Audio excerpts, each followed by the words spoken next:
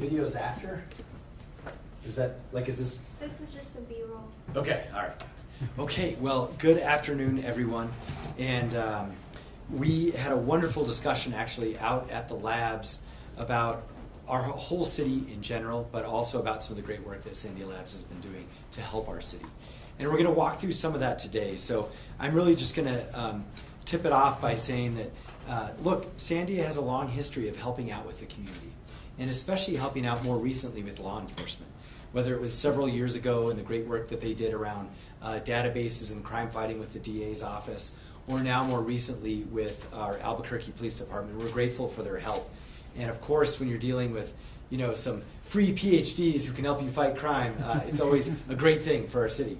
The challenging thing sometimes is how they can actually help. And we're excited to share this story with you today about, in many ways, what they've been working on.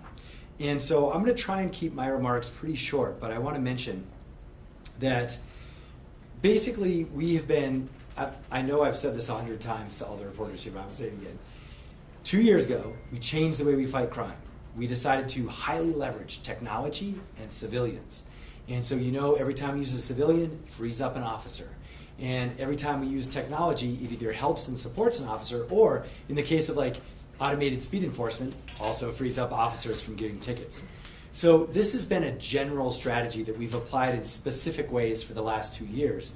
And finally, we're seeing the crime numbers turn, right? About half of our major crime categories are down from last year, and I know they're coming down from all-time highs. We understand that. The classic example is how we were the worst in auto theft for 10 years, and now we're the 8th worst. We're going the right direction. What we're doing is working. But part of what we're doing is we've got to do it all over the city and more of it, right? So that we're like one of the best in terms of safety for autos in that example. Now, I mention that because this is where Sandia comes into play. Their folks who've been helping on this are playing a critical role in how we use cameras. And as you know, we've invested in thousands of cameras all over the city. And it sounds simple. APD is going to put up cameras. It is not. There's an IT component that's very important to make sure that this actually has a quality video feed that we need. The cameras have to be secure because, yes, in this town, people try and go after and tear down those cameras. We've seen that all the time. So they have to be secure. And most importantly, they have to function in the most optimal way. And I'm going to give you a really basic example, but I think it really speaks to this. Part of our technology crime fighting platform we've extended to our shopping malls, to Coronado and to Cottonwood. And part of that, of course, is gunshot detection, and we've talked about that quite a bit. Part of it's also cameras. But at the end of the day, you want to have the least amount of cameras that covers the most amount of the area to keep people safe, because you don't want to waste money on extra cameras. And to do that, though, you really actually have to get into some real science, and also even things like biology. So you've got to get where the camera angle is. You've got to understand the lighting, which changes based on the time of day. And then my favorite example is, we may or may not have put up some cameras that work great during the winter, and then all of a sudden the trees got leaves. And then those cameras don't work as good. So it's thinking about all those different things. And also even like the height of the camera and the angle to get a good read. And quickly, as you can see, it gets way above my pay grade, which is why we have Sandia helping on this issue. So to talk more about their efforts to optimize crime-fighting technology with our Albuquerque Police Department and our technology department, I'm going to bring up Deputy Chief J.J. Grigo. And just as a note, J.J. has been with us now for, a long time. They used to call him DOJJ. It's an inside joke. But he took on a role that few officers will take on, which is to actually work with technology and civilians on technology. And so we're really grateful for him. He's rarely in front of cameras. You don't usually get a chance to talk to him that much. You will today. But he is the person in charge of our real-time crime center. And of, at this point with radios, at least near $50 million worth of crime-fighting technology. And so when we think about the officers that we thank each and every day for their work in the field, rarely do we get to thank the officers who actually support the technology that they use each and every day. That's all run by Deputy Chief J.J. Grigo. Chief, come on up. Thank you, Mayor. And also thank you for your support of the police department and the belief in technology and us working smarter instead of harder. A lot of effort has been put into these tools. Specifically this one, it might seem, as the mayor said, like a simple thing to do. Well, if you know where your crime is, you can put cameras there. Well, there's more to it than that. Historically, in police departments, we have either placed cameras based on a reactive model. We've had something happen somewhere, so we decided we needed a camera there in case something happened again. Or we tried to kind of proactively put where we thought they might be. There's more that comes into it as far as like what is the focal length of the camera. If there are, I can see 2 pixels in the background that are fighting with each other, it doesn't give me as much information as when I can see somebody's face and be able to positively identify someone. We have come a long way with technology, be it ShotSpotter, be it even just our basic data, and this tool is going to be a game changer for us. And the other aspect of it is we're going to be a better steward of the money that we get because we're placing these cameras in places where we know they're going to be effective. This whole project started as a conversation between us and the Sandia volunteers.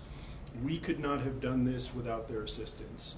I won't pretend to know how the sausage is made and how the model is built, as I am a troglodyte in some of those conversations. They may as well have been in Aramaic for all I know. However, it is astonishing to me to see how quickly this was done. We provided them with several years worth of data, which then they went through, cleaned up, and that was a work in itself. And put a lot of hours, volunteer hours, into this project to have this model that we've developed today. And for more technical expertise on this, I'm going to turn it over to Director Mark Leech. Thank you, Chief. Good afternoon, everybody. So with the support of Sandia National Labs, we're combining our efforts by looking at data to make sure the camera technology is serving our police officers in the best way possible and ensuring that we make the best use of their valuable time. And this is such an exciting and innovative approach as to how we utilize valuable resources. When we pitched the idea to Sandia, we didn't know quite how it would be received or where it would go. And while the tech and data are grounded in the city's DNA, the way we're leveraging the power of technology, our data and cameras to help officers know what's happening in real time and making crime fighting more efficient is completely new. I'm just so thankful for the way that Sandia volunteers have grabbed this project and run with it.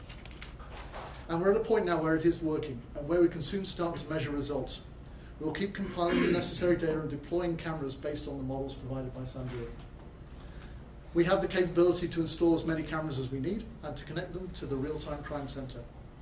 Now that effort is governed in the most accurate and efficient way possible, saving us valuable time and resources in the process. This is a great example of our city really coming together. After our team described the overarching issues and possible solutions, Sandia National Labs brought the time, experience and enthusiasm together to solve this problem. And I can't stress enough how the first-rate support from Sandia National Labs is supporting our whole community. And I'd like to hand it over now to our volunteers from the Sandia National Labs.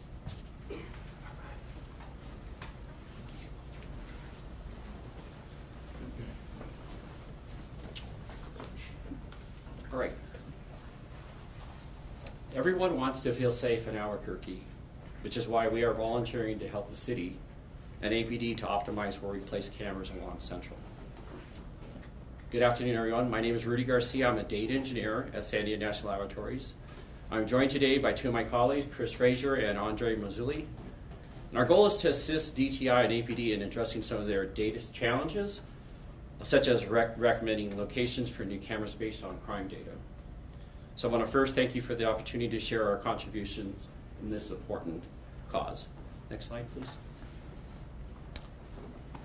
So as we look at the timeline from 2019 today, it's important to highlight the ongoing commitments of Sandia volunteers in collaboration with the Department of Technology and Innovation, APD, and the DA's office, focusing on projects from data architectures to data analytics. So on the far left, the mayor had mentioned some co-efforts that we did from a volunteering perspective. We had some folks at the district attorney's office working on data architectures, and actually Chris and Andre were working on an area to help resolve names. You'd be surprised at how many different ways you can spell certain names, and so they were helping in those specific areas. In 2023, the mayor came out to Sandia and basically, like District Attorney told us, kind of challenged us and said, hey, we really need your help. And so we started talking about potential areas that we could work on. In 2024, we started meeting more regularly and trying to understand some of the problems and some of the areas that we might be able to address, but do it from a data perspective. So what data is available, and then what can we actually do with that data? And now we're in kind of the final phase, at least for that first project, where we're starting to take that information, what we've learned and, from either our approaches or the process that we've had, and now we're transferring that knowledge over to DTI. So I'm now going to hand it over to Andre, and he's going to talk for a couple of slides on our focusing of this camera analysis approach and also the camera placement analysis recommendations. Andre? Next slide, please.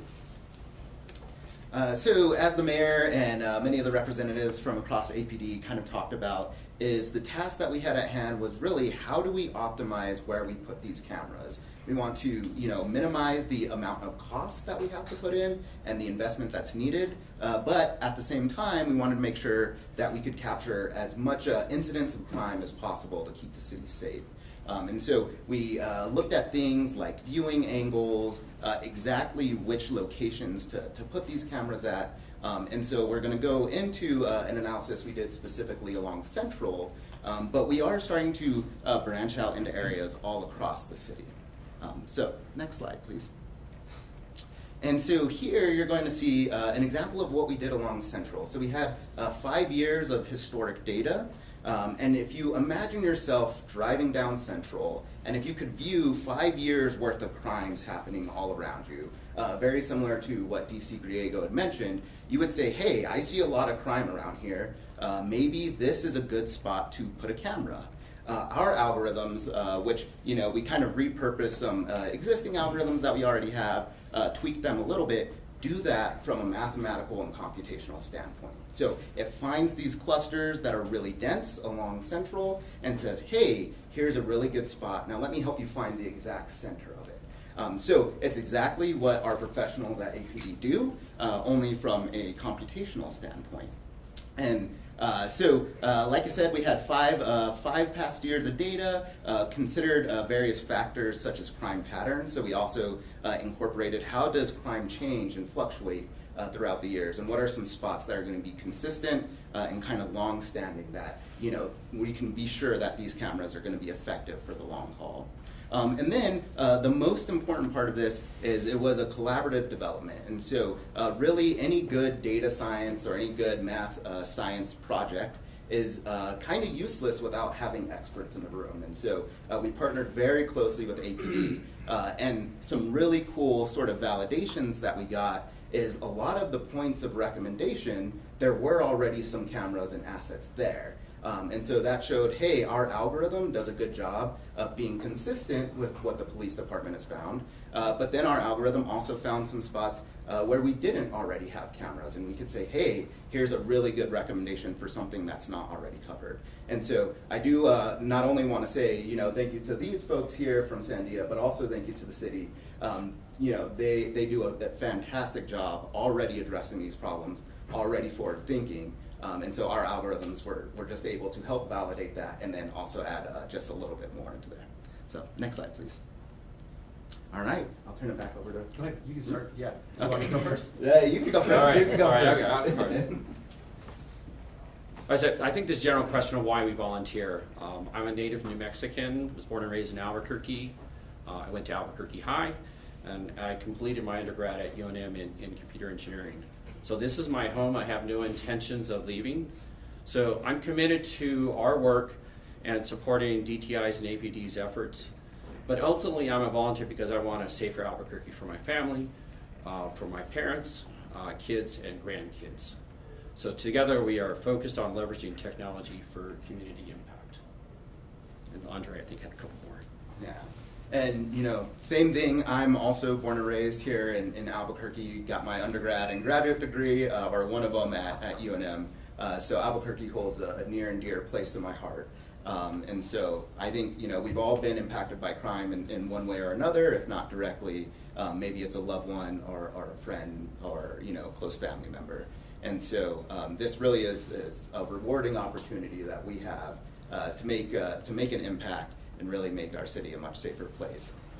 And helping, like I said, the great folks here at APD successfully accomplish their job as efficiently and effectively as possible.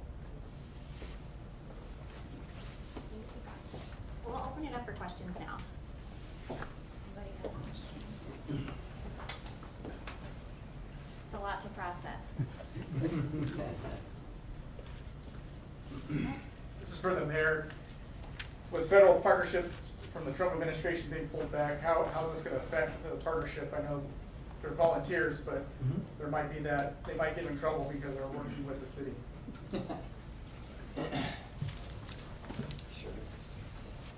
So we've had a long-standing relationship with Sandia Labs across multiple administrations, and we're all in this community together. So we just had a discussion even yesterday. We see no issues at all with respect to that, literally zero. How soon? Sorry. Oh. How quickly will it take to implement these changes that you guys are bringing?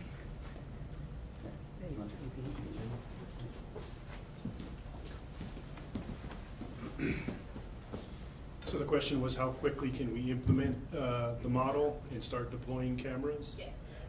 The model is fully built now, so we can start implementing the model as of today.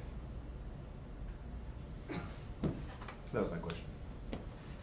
I'm And not then- sure. Go ahead. No, you first. Just to clarify, these are brand new cameras compared to the ones that the city already has, or? So it's a combination of both, really. So currently we have access to about 13,000 cameras within the city of Albuquerque. What the model will do is not only ensure that we have cameras in the right places, but also for future cameras, when we get more cameras, we'll know where they go. Why was Central picked as the location to study versus another area of town? So we looked at Central first because that's the main thoroughfare through the city of Albuquerque, and that is one of the most populous areas in town. So we wanted to make sure that we're covering areas, and it was tested on Central, that we're looking at areas where we're having the most people, so we can have the most impact. Did you guys name some specific cross sections on Central that are maybe target points or some of the more higher areas of crime? So we look at where the crime is, right? So we want to make sure people not only are safe, but they feel safe. So if you look at Central, like downtown, Nob Hill, West Central, those are kind of the places where we see more activity, and we want to make sure that we get covered. And then also I didn't hear, are these cameras, they have sound quality as well, good sound quality? The model doesn't account for sound quality, but some of them do. Okay. I know that's sometimes a lot of an issue when it comes to these crimes. You can see them, but you can't hear the interaction. So just curious on how much it's going to elevate the crime, operations. Like how much do you think this specifically with the sound capabilities will help you out in your efforts to fight crime? So we don't have the sound capabilities yet, and the model doesn't account for that. It's counting for video only. Video only. Okay, sorry. Yeah. What APD does though is they meld together the most important sound, which is gunshots. So most of this stretch has gunshot detection, and so we hear the gunshot, like literally, because of gunshot detection, and then we sync that up with the cameras. That's how this really integrates and why it's so powerful. I completely understand. I was just asking if there was a potential. We've seen a lot of cases that the sound, not just gunshot, but anywhere in the scene could definitely aid the help of the crime unit. So just seeing if that was something that would be in the future to assist you in these efforts.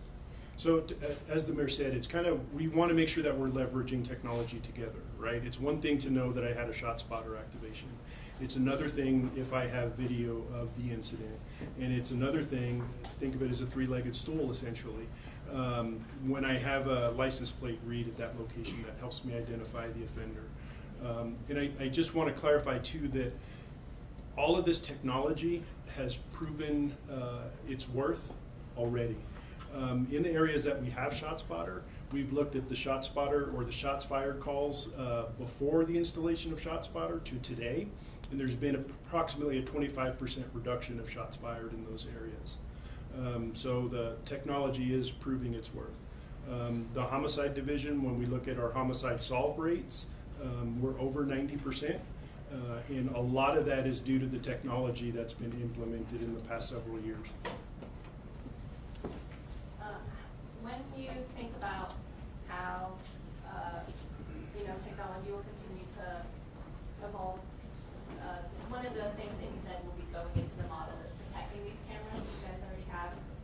model going to be taking into account maybe larger cameras that will come out, as well as what are these kind of protection measures that you guys are talking about? Is it like cases?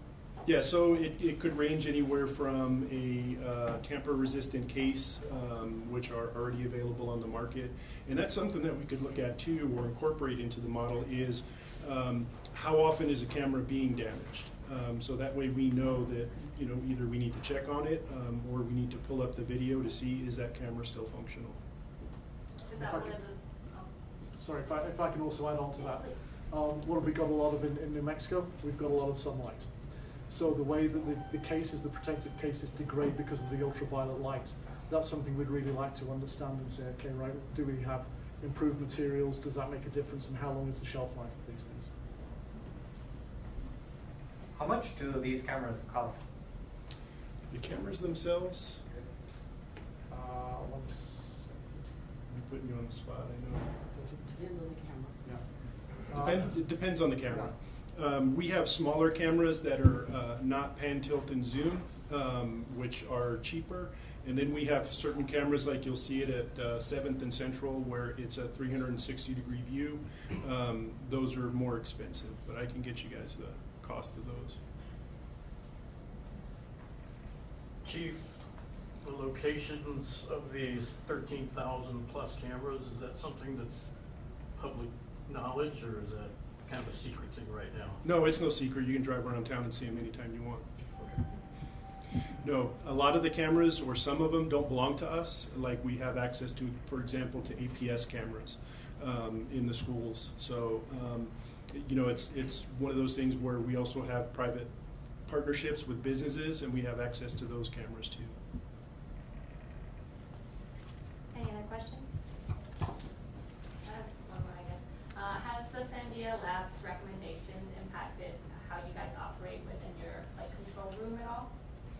It will.